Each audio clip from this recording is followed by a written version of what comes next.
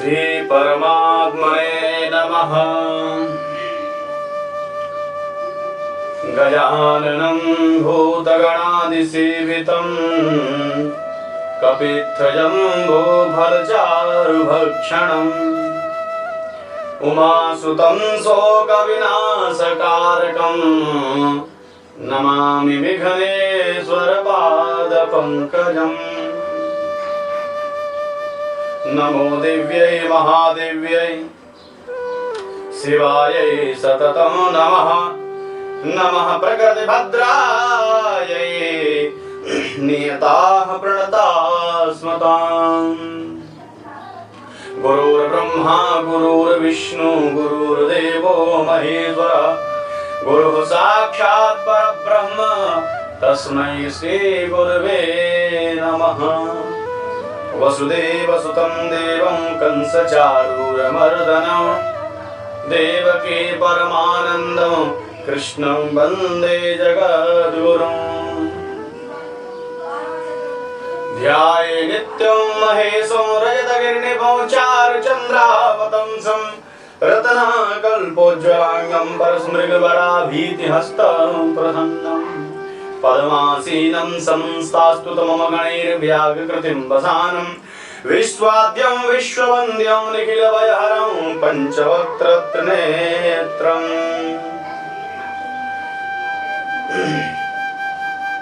नमोऽस्तुते पुण्यजलाश्रये सुवेद शुद्धसत्त्वे सुरसिद्धिसेविते। नमोऽस्तुते तीर्थगणैर्निसेविते। नमोस्तुते रुद्रांगसमुद्भवे। श्री नर्मदायै नमः। श्री नर्मदेश्वराय नमः। श्री श्री बालकृष्णेभ्यो नमः। नर्मदे हर नर्मदे हर नर्मदे हर। जय श्री कृष्ण सभी भागवत भक्तों को।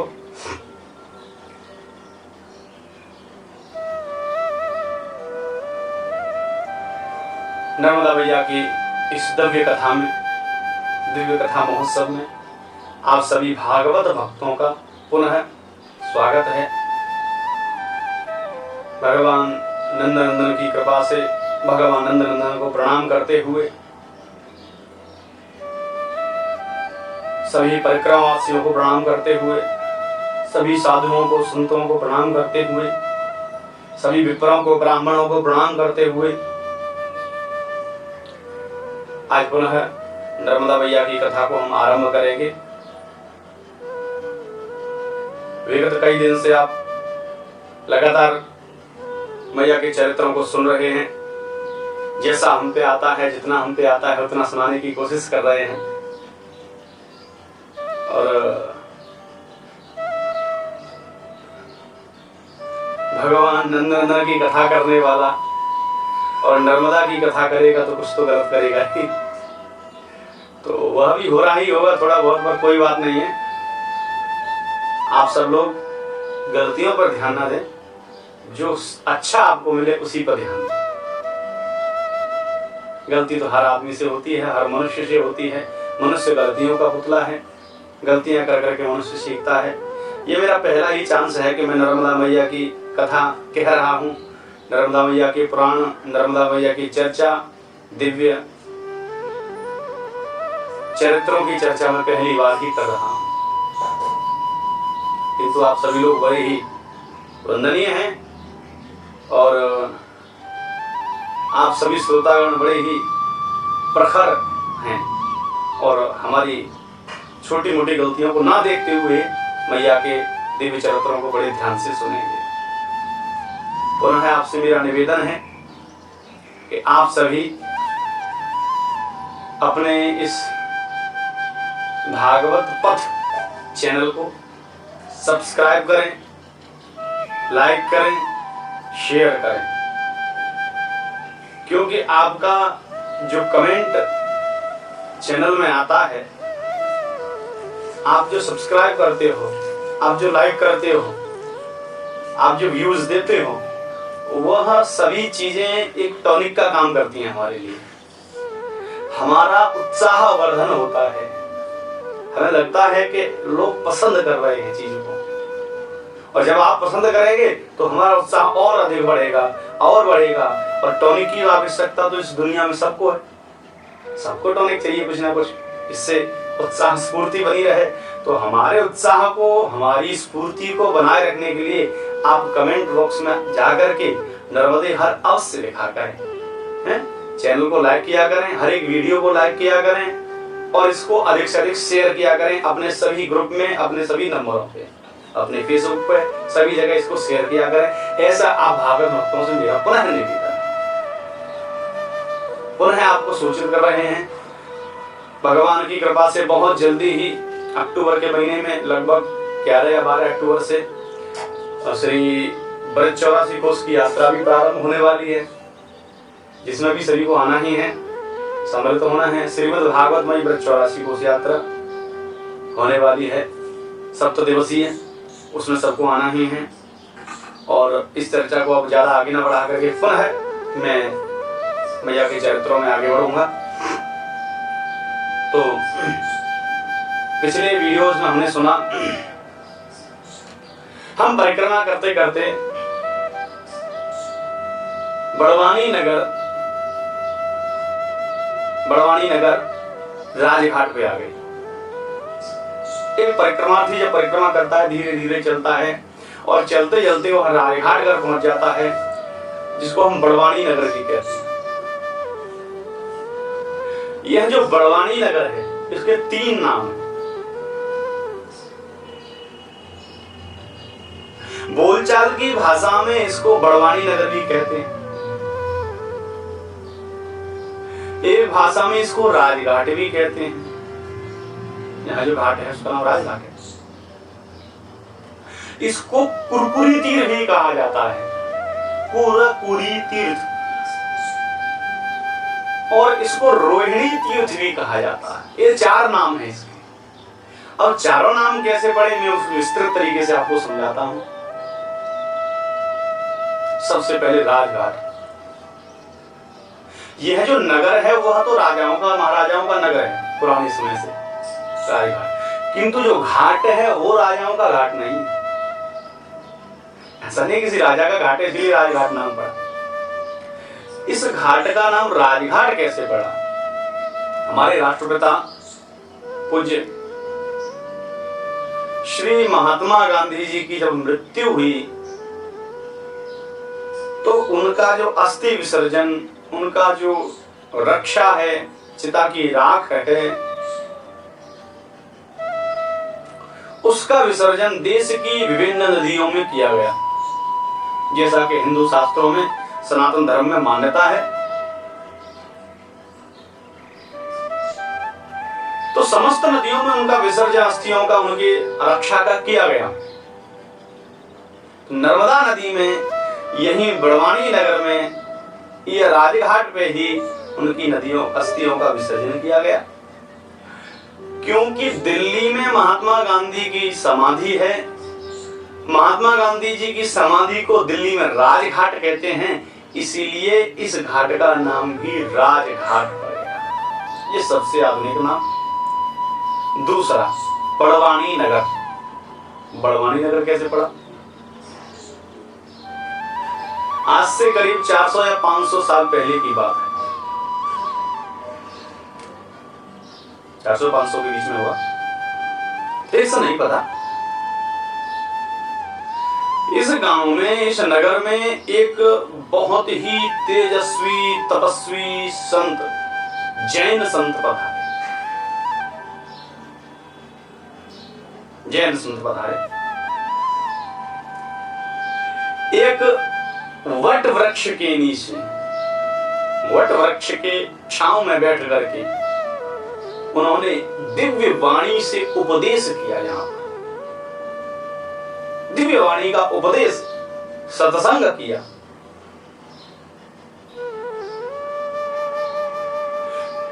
इसीलिए बड़ यानी बट के नीचे जो वाणी कही गई, तो इस नगर का नाम पड़ गया बड़वानी।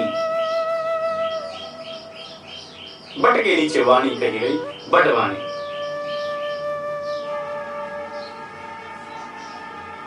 इसका एक प्राचीन नाम रोहिणी तीर्थ भी है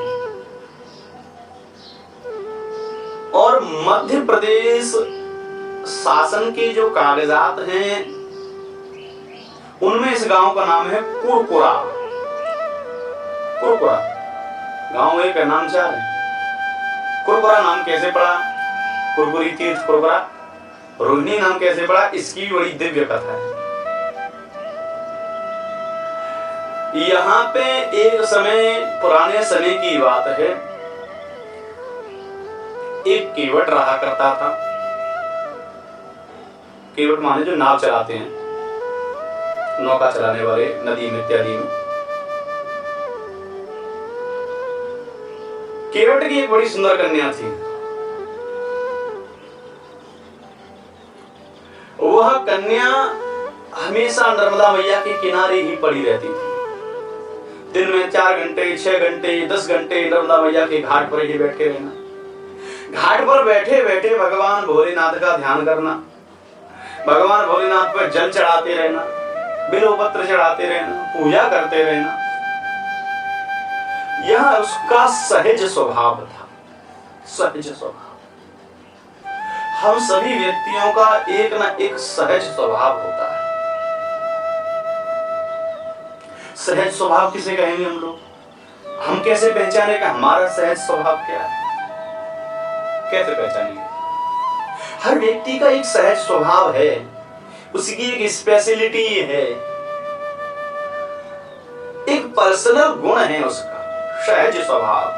हम बाहर जब घूमते हैं तो दिखावटी स्वभाव लेकर के घूमते हैं, जबकि हमारा असली स्वभाव कुछ और ही होता है। तो हम कैसे पहचाने कि हमारा सहज स्वभाव क्या है?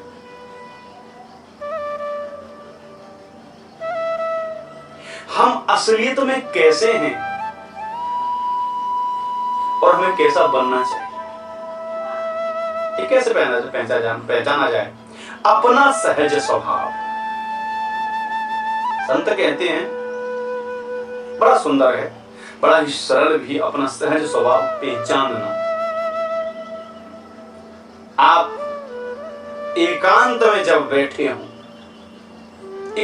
नितांत एकांत जगह, कोई आपके पास ना हो, उस एकांत में बैठे समय, बैठे हुए आपके मन में जैसे विचार आते हैं, आप जो करना चाहते हो एकांत में, वही आपका सहज स्वभाव है। एकांत में आपका विचार जैसा रहता है, एकांत में आपका स्वभाव जैसा रहता है, वही सारा स्वभाव आपका सहज स्वभाव है। क्योंकि संसार के सामने जब हम जाते हैं तो अपना पूरा मेकअप करके जाते हैं। हमें कैसे बोलना है, हमें कैसे बैठना है, हमें कैसे उठना है, हमें क्या बातें करनी है, हमें कैसा सुनना है, हमें क्या कहना है, कैसा दिखना है, क्या देखना है, ये सारे मेकअप हम अपने ऊपर डाल के जाते हैं सबके सामने। लेकिन जब एकांत में होते हैं तो हमारे अंदर से वह निकलता है जो हम होते हैं, वो निकलता है, वही सहज स्वभाव है। इस केवट की बेटी का सहज स्वभाव था भगवान भोलेनाथ की जलाभिषेक करना, भगवान भोलेनाथ की सेवा करना, भगवान भोलेनाथ का पूजन करना, भगवान भोले माता नर्मदा की शरण में बैठे रहना। वह किसी अमुक वस्तु की प्राप्ति के लिए ऐसा नहीं करती थी। उसे पता भी नहीं था कि ऐसा करने से क्या मिलेगा मुझे, क्या मैं ऐसा करूंगी तो मुझे कुछ प्राप्त भी होगा, उसे यह भी नहीं पता था। सहज स्वभाव था, बस करना है। क्यों करना है नहीं पता, करना है। और देखते देखते उसका यह सहज स्वभाव कब भक्ति में बदल गया उसे खुद पता नहीं चला, और उसकी भक्ति कब तपस्या में बदल गई उसे खुद पता नहीं चला। उसका सहज स्वभाव भक्ति में परिवर्तित हो गया, भक्ति उसे तपस्या की ओर ले गई और वह तप करने लगी। और उसे खुद पता नहीं थी कि मैं तप करती हूँ, मैं तप कर रही हूँ, उसे स्वयं पता नहीं था। लेकिन भगवान तो घटघटवासी हैं, सबके मन की जानने वाले हैं। माता नर्मदा सबके हृदय को जानती है, सब पर कृपा करने वाले। एक दिन भगवान नर्मदीश्वर, भगवान भोलेनाथ इस कन्या के सामने प्रकट हो गए और कहने लगे, पुत्री, तुम्हारी तपस्या से, तुम्हारे तप से, तुम्हारी भक्ति से मैं अत्यंत प्रसन्न हूं। मांगो, तुम्हें यदि कुछ वर मांगना हो, तुम्हारे मन में कोई इच्छा हो तो वो मांग लो मुझसे। कन्या, उसका तो उद्देश्य ही नहीं था कुछ मांगने का। अरे उसका उद्देश्य तो तप करना भी नहीं था, तब तो उसके अंदर से हो रहा था, कर नहीं रही थी। वस्तुतः हमें कोई काम करना नहीं है, अंदर से होना चाहिए। तब हो रहा था उसका, वह कर नहीं रही थी। और जब कर नहीं रही तो कोई इच्छा भी नहीं थी मन में। वो बोली, प्रभु मेरी तो ऐसी कोई इच्छा भी नहीं, मैं तो यह भी नहीं चाहती थी कभी आप मेरे सामने प्रकट हो, लेकिन आप मेरे सामने प्रकट हुए, दर्शन दिए, लेकिन मांगने की तो कोई मेरी इच्छा भी नहीं। मैं क्या मांगू प्रभु? मैं तो समझ भी नहीं रही हूँ कि मांगना क्या चाहिए, मैं तो यह भी नहीं जानती इच्छाएं क्या होती है, मुझे पता ही नहीं प्रभु। एकदम भोली सीधी साधी बन करके भोलेनाथ के सामने खड़ी है। भोलेनाथ अत्यंत प्रसन्न हुए। उसी समय मैया सती भी, सती माता भी भोलेनाथ के साथ प्रकट हुई थी। जब इसने कुछ नहीं मांगा तो सती मैया इस पर अत्यंत प्रसन्न हुई कि जो संसार का कोई भी द्रव्य, कोई भी सामग्री, कोई भी संपत्ति दे सकते हैं, और उनके सामने खड़े होकर के कह रही है कि मैं क्या मांगू, मुझे पता ही नहीं। सती माता बड़ी प्रसन्न हुई और माता सती ने इसको वरदान दिया कि यदि तुम कुछ नहीं मांग रही हो तो मैं तुम्हें वरदान देती हूं और मैं तुम्हें अपने सखी मंडल में प्रवेश कराती हूं।